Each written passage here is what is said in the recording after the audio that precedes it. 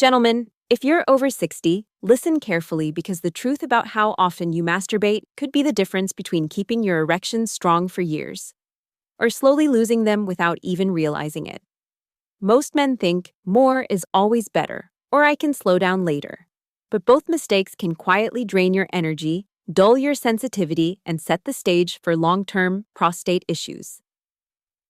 I'm Dr. Nora Blake, a board-certified urologist with over a decade of experience helping men protect their sexual performance, keep their prostate healthy, and avoid the silent decline that catches so many off guard.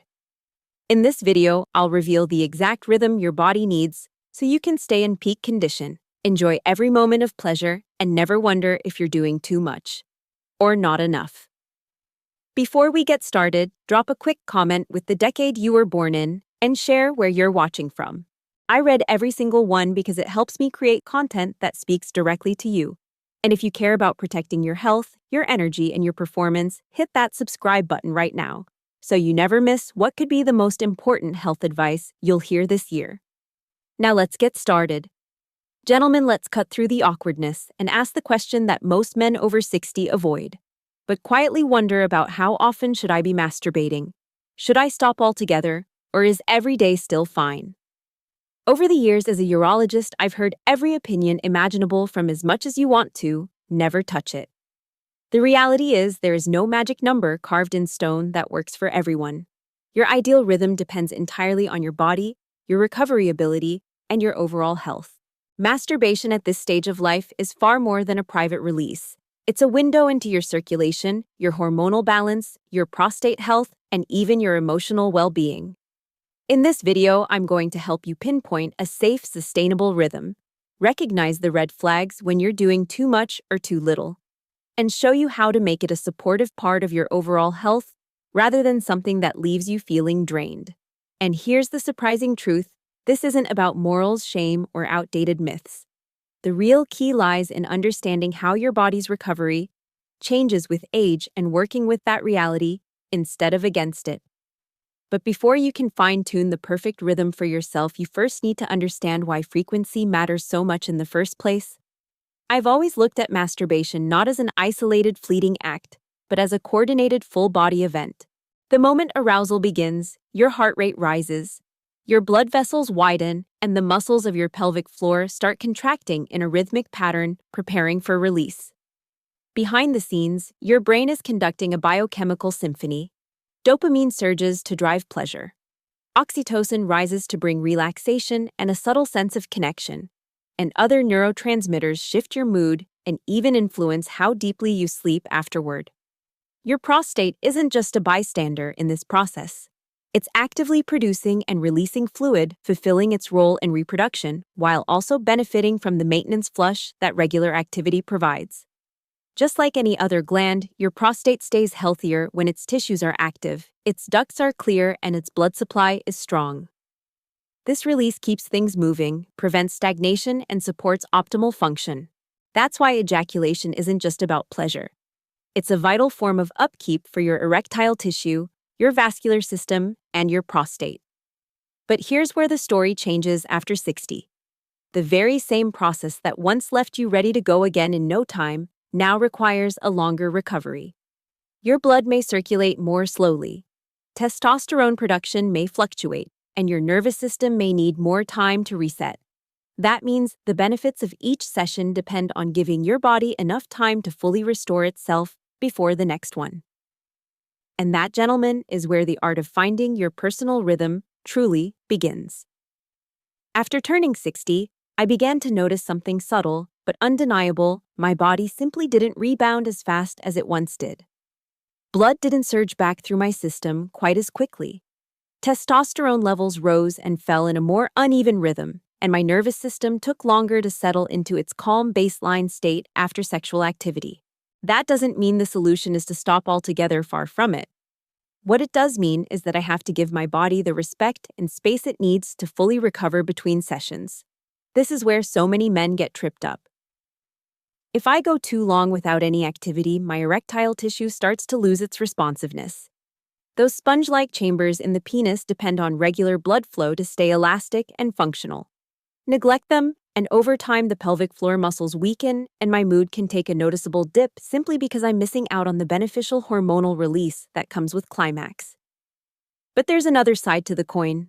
Push the pace too hard without leaving enough recovery time, and the results can be just as frustrating. Fatigue creeps in, sensation dulls, and the prostate can become irritated from overuse.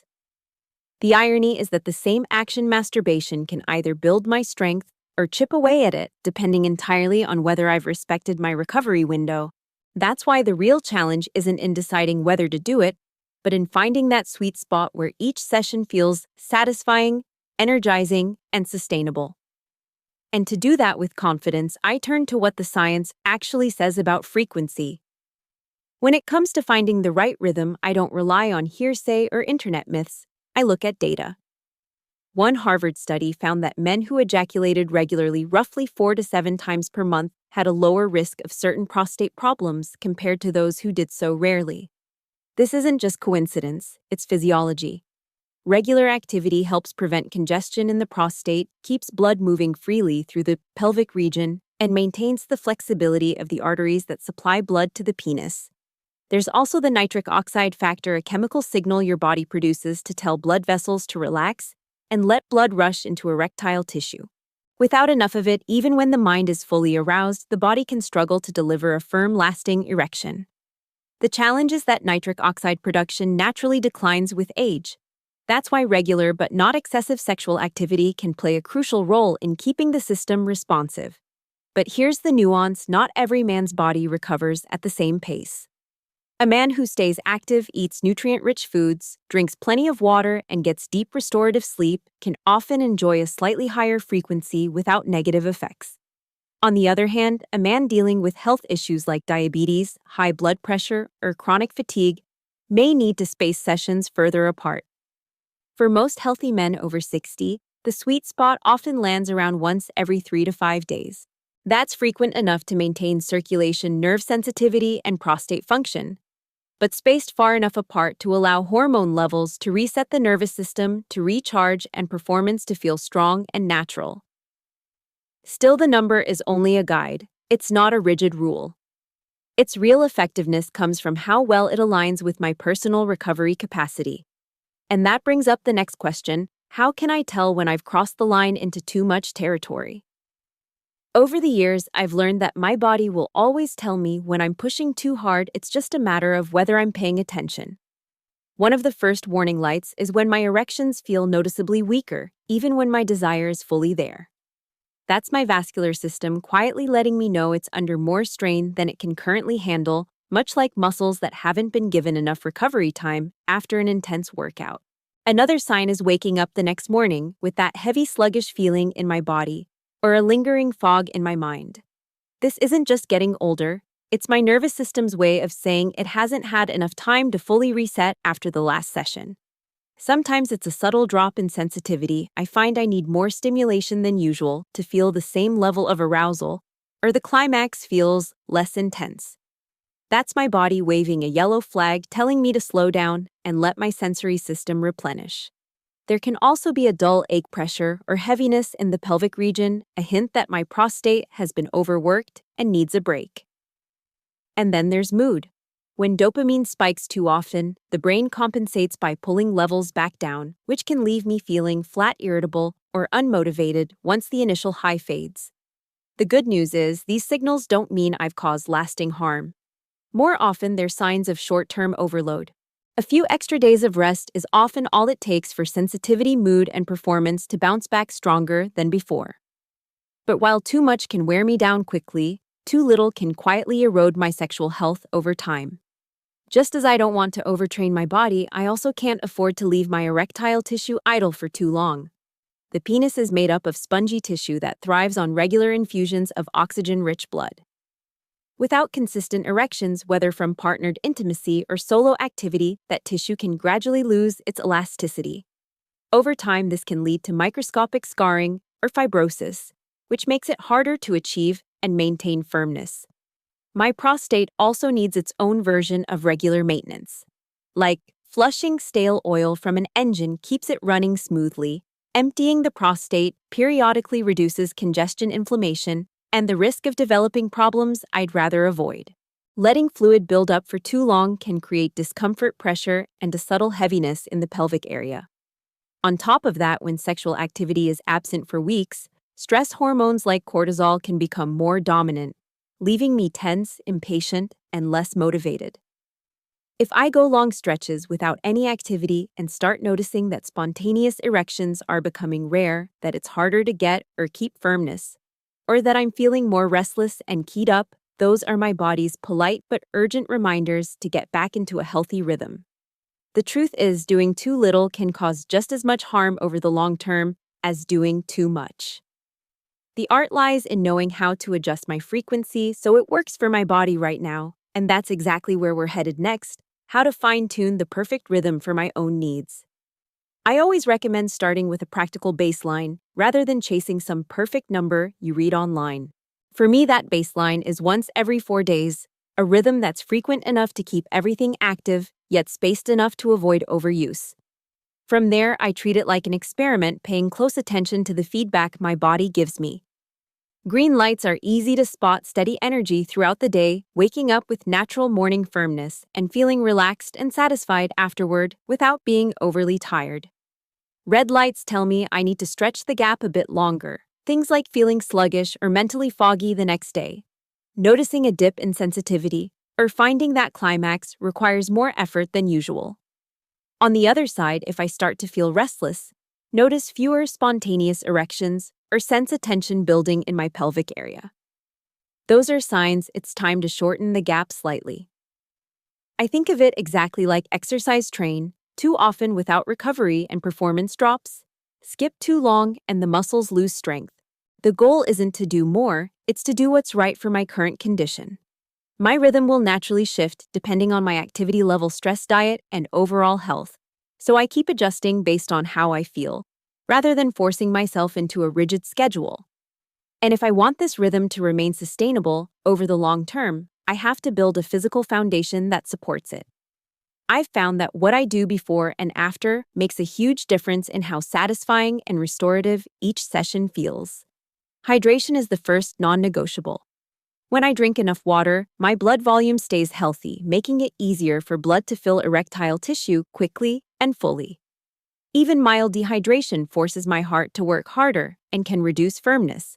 Movement is another key. Light exercise like brisk walking, gentle resistance training, or targeted stretching keeps blood flowing efficiently and helps maintain nitric oxide levels, the chemical signal that tells arteries to relax so blood can rush in. Sleep is just as critical.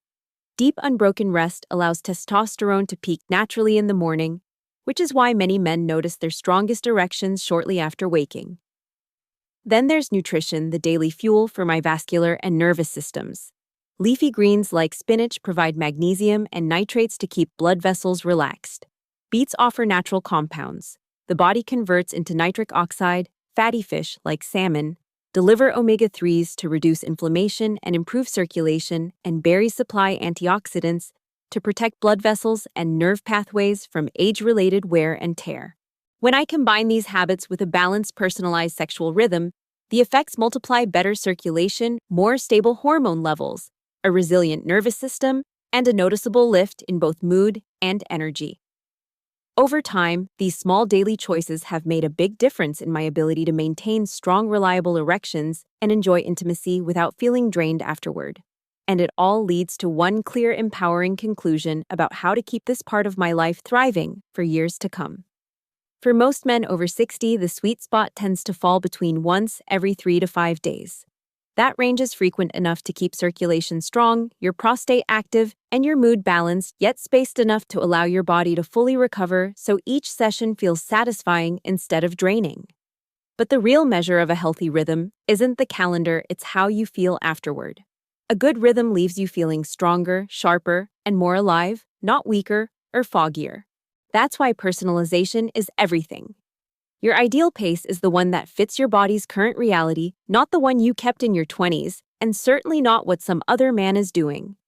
Sexuality doesn't disappear with age, it simply asks for a smarter, more intentional approach.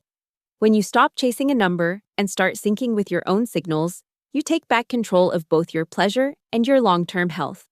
For me, that means listening closely, adjusting when needed, and never letting ego or comparison push me into patterns that don't serve me. From here, you can create your own simple tracking system, note how you feel after each session, watch for green lights and red flags, and refine your habits so you stay in that sweet spot all year round. When you approach it this way, you're not just maintaining sexual function, you're investing in energy, confidence, and vitality that carry over into every part of your life.